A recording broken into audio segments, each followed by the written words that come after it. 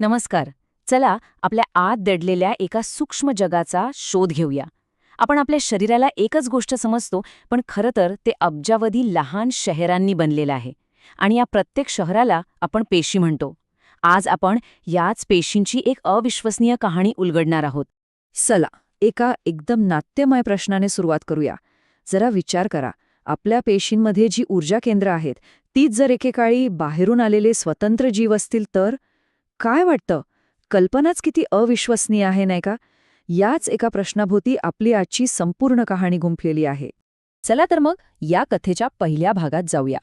हा भाग एका क्रांतिकारक सिद्धांतावर आधारित आहे, जो आपल्यासारख्या गुंतागुंतीच्या पेशींच्या उगमाचं रहस्य उलगडतो. या कथेचा केंद्रबिंदू आहे एंडोसिम्बायोटिक सिद्धांत. आता हे नाव जरा अवघड वाटेल, पण कल्पना खूप सोपी आहे. सोप्या भाषेत सांगायचं तर हा एक प्रकारचा करार होता. एका मोठ्या पेशीने एका लहान ऊर्जा निर्माण करणाऱ्या जीवाणूला आश्रय दिला आणि त्या बदल्यात त्या लहान जीवाणूने मोठ्या पेशीला ऊर्जा पुरवली. हीच भागीदारी जीवनाच्या उत्क्रांतीत एक मोठी उडी ठरली. पण ही कल्पना काही लगेच स्वीकारली गेली नाही. सुरुवातीला तर याकडे साफ दुर्लक्ष झालं. पण जसजसं विज्ञान पुढे गेलं तसतसे पुरावे समोर येऊ लागले. खरी क्रांती झाली 1960च्या दशकात, जेव्हा शास्त्रज्ञांना कळलं की या लहान भागांमध्ये स्वतःचा स्वतंत्र डीएनए आहे. बस या एका शोधाने या सिद्धांताला प्रचंड बळ दिलं. आणि मग लिन मार्गुलिस यांच्यासारख्या शास्त्रज्ञांनी या सिद्धांताला मुख्य प्रवाहात आणलं. यातले पुरावे एखादा गुप्तहेर कथेसारखेच आहेत खरंच. पहिला पुरावा, या ऑर्गनेल्सकडे स्वतःचा डीएनए आहे. त्यांच्या स्वतंत्र अस्तित्वाची ही जिवंत साक्ष. दुसरा, त्यांच्याभोवती असलेलं दुहेरी आवरण हे गिळंकृत झाल्याचा पक्का पुरावा देतं. आणि तिसरं म्हणजे त्यांची स्वतःची प्रतिकृती बनवण्याची पद्धतीही त्यांच्या जीवाणू पूर्वजांसारखीच आहे. हे सगळे पुरावे एकाच दिशेने संकेत देतात, एका प्राचीन यशस्वी भागीदारीकडे. तर ह्याच प्राचीन भागीदारीमुळे जीवनाच्या उत्क्रांतीत दोन मोठे आणि अगदी वेगळे मार्ग तयार झाले.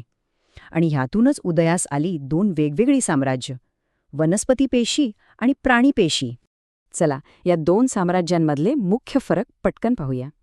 वनस्पतींना एकाच जागी उभं राहावं लागतं, म्हणून त्यांच्या पेशींना एक मजबूत पेशी भित्तिका असते. त्यांना स्वतःचं अन्न स्वतः बनवायचं असतं, म्हणून त्यांच्याकडे क्लोरोप्लास्ट नावाचे सौर ऊर्जा प्रकल्प असतात. आणि पाणी साठवण्यासाठी एक मोठी रिक्तिका असते. या तिन्ही गोष्टी प्राणी पेशींमध्ये नसतात, कारण त्यांची जीवनशैलीच पूर्णपणे वेगळी आहे. हेच फरक आपल्याला इथे अगदी स्पष्ट दिसतात. डावीकडे आहे लवचिक प्राणीपेशी, जी हालचाल करू शकते, आणि उजवीकडे आहे वनस्पती पेशी, जी तिच्या भक्कम भित्तिकेमुळे अधिक चौकोनी आणि स्थिर दिसते. हे जणू काही जीवनाचे दोन मूलभूत आराखडेच आहेत. आता आपण वनस्पती पेशींना त्यांची विशेष क्षमता देणाऱ्या एका अद्वितीय ऑर्गॅनेलबद्दल म्हणजेच क्लोरोप्लास्टबद्दल जरा अधिक जाणून घेऊया. हे पेशींचे खरेखुरे ऊर्जा प्रकल्प आहेत. हा आहे क्लोरोप्लास्ट, एक छोटासा कारखाना जो पूर्णपणे सौर ऊर्जेवर चालतो. विचार करा, अब्जावधी वर्षांपूर्वी हा एक स्वतंत्र सायनोबॅक्टेरियम होता, जो प्रकाश संश्लेषण करायचा. आणि आज तो वनस्पती पेशीचा एक अविभाज्य आणि महत्त्वाचा भाग बनलाय.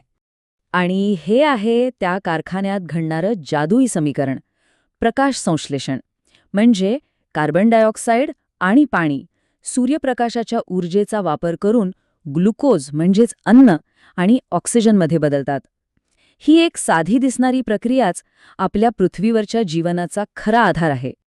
क्लोरोप्लास्ट व्यतिरिक्त वनस्पती पेशींची आणखी दोन वैशिष्ट्ये आहेत. पहिली म्हणजे संरचनेसाठी असलेली कडक पेशीभित्तिका, आणि दुसरी म्हणजे ही मोठी रिक्तिका, जी पाण्याने भरून पेशीवर एक प्रकारचा दाब निर्माण करते. ह्याच दाबामुळे वनस्पती ताठ आणि सरळ उभ्या राहू शकतात.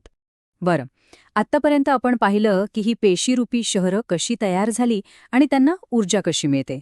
पण आता प्रश्न असा आहे की ही शहरं स्वतःची अचूक प्रत कशी तयार करतात, हेच आपण कथेच्या या शेवटच्या भागात पाहणार आहोत.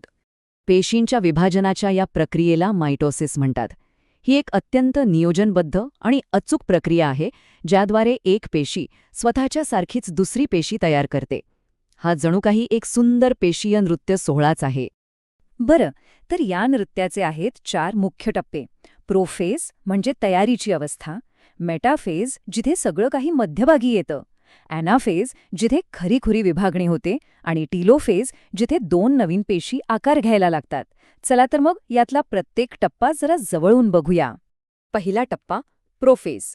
इथे पेशीतील डीएनएचे लांब धागे घट्ट होऊन सुटसुटीत गुणसूत्रांमध्ये बदलतात. म्हणजे कसं, जसं बांधकाम सुरू करण्यापूर्वी सर्व आराखडे व्यवस्थित गुंडाळून ठेवले जातात तसंच काहीसं. दुसरा टप्पा मेटाफेज. आता सर्व गुणसूत्र पेशीच्या बरोबर मध्यभागी एका रेषेत येतात. ही रचना इतकी अचूक असते की विभाजनावेळी कोणतीही चूक होणार नाही याची खात्री असते. जणू काही एका महत्त्वाच्या परेडसाठी सर्वजण शिस्तीत उभे आहेत. तिसरा टप्पा ॲनाफेज. आणि आता खरी विभागणी सुरू होते. गुणसूत्रांच्या जोड्या वेगळ्या होतात आणि पेशीच्या विरुद्ध टोकांकडे ओढल्या जातात. यामुळे दोन्ही नवीन पेशींना आनुवांशिक माहितीचा अगदी समान वाटा मिळतो याची खात्री होते. आणि शेवटचा टप्पा टेलोफेज. दोन्ही टोकांना पोहोचलेल्या गुणसूत्रांभोवती आता नवीन केंद्रकाचं आवरण तयार होतं. म्हणजे आता एका पेशीमध्ये 2 स्वतंत्र कंट्रोल रूम तयार आहेत. पण अजून एक काम बाकी आहे, पेशीचं पूर्ण विभाजन. प्राणी पेशींमध्ये पडदामधून दाबला जाऊन 2 भाग होतात, अगदी फुगामधून दाबल्यासारखा. पण वनस्पती पेशींमध्ये त्यांच्या कडक भित्तिकेमुळे हे शक्य नसतं. म्हणून त्यांच्यामध्ये एक नवीन भिंत तयार होते, जिला सेल प्लेट म्हणतात. चला, आता या सर्व संकल्पनांना एकत्र आणूया आणि पाहूया की ही सूक्ष्म कहाणी आपल्या स्वतःच्या अस्तित्वाशी कशी जोडलेली आहे. ही अविश्वसनीय कहाणी प्राचीन भागीदारीपासून ते अचूक प्रती बनवण्यापर्यंतची आपल्या आत अब्जावधी वर्षांपासून अविरतपणे सुरू आहे. एका अब्जवर्षापूर्वी घडलेल्या एका घटनेचा हा थेट वारसा आहे, जो आपल्या प्रत्येक पेशीत जिवंत आहे. खरंच, आपल्या शरीरातली प्रत्येक पेशी हे त्या प्राचीन कराराची आठवण करून देते, ज्याने पृथ्वीवरच्या जीवसृष्टीचं भविष्यच बदलून टाकलं. आपण सर्वजण त्या ऐतिहासिक भागीदारीचे चालते बोलते स्मारक आहोत. तर मग जाता जाता एक विचार मनात येतो, जर जीवनाची कथा ही मुळात सहकार्यावर आधारित असेल, तर अशा आणखी किती प्राचीन भागीदारी असतील ज्या अजून आपल्याला शोधायच्या आहेत.